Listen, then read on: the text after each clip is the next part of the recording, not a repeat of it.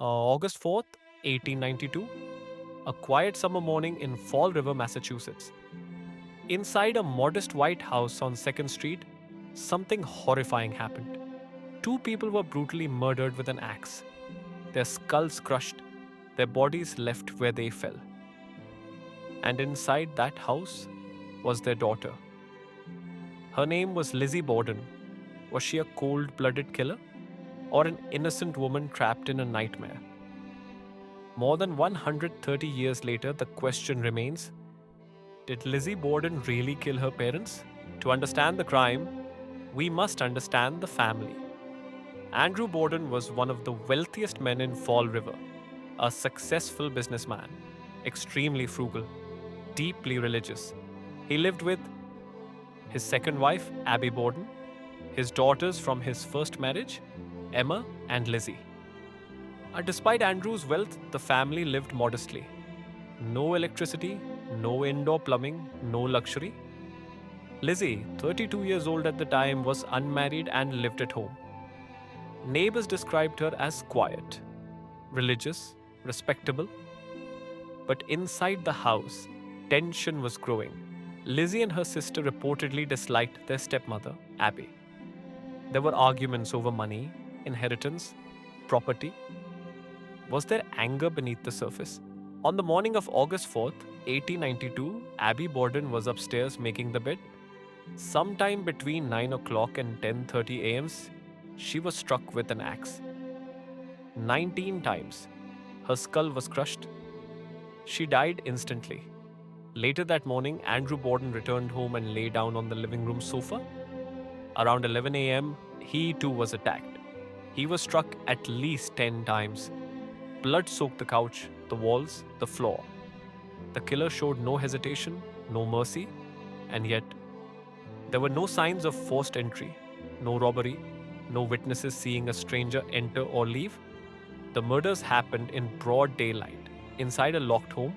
After discovering her father's body, Lizzie reportedly cried out, "Someone has killed father."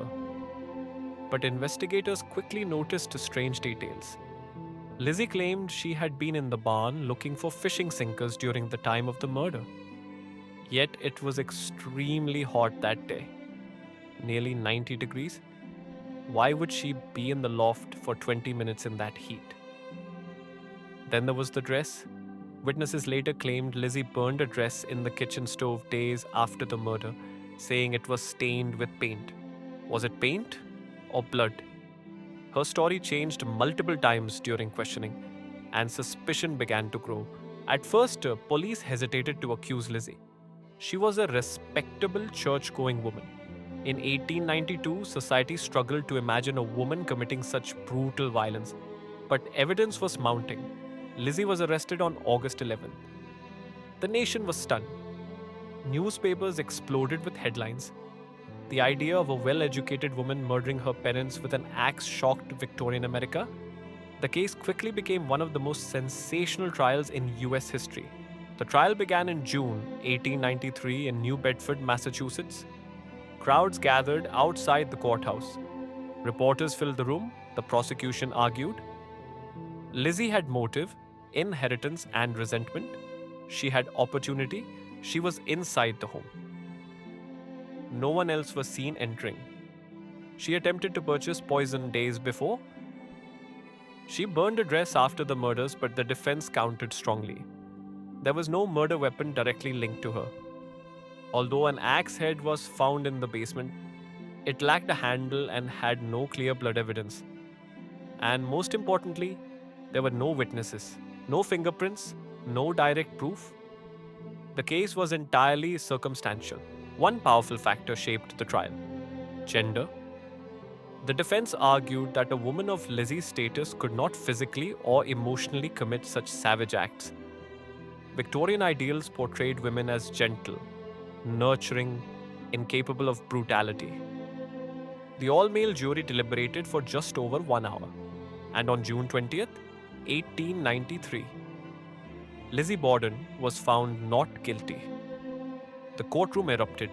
Some cheered, others were furious. Justice to many had failed. If Lizzie didn't do it, who did? There were theories: an unknown intruder, a disgruntled business associate, illegitimate family conflict, but no strong suspect ever emerged. The crime scene had been contaminated by dozens of neighbors entering the home. Key evidence was mishandled. Police procedures in 1892 were primitive compared to today. No DNA testing, no forensic science as we know it. The case quickly went cold.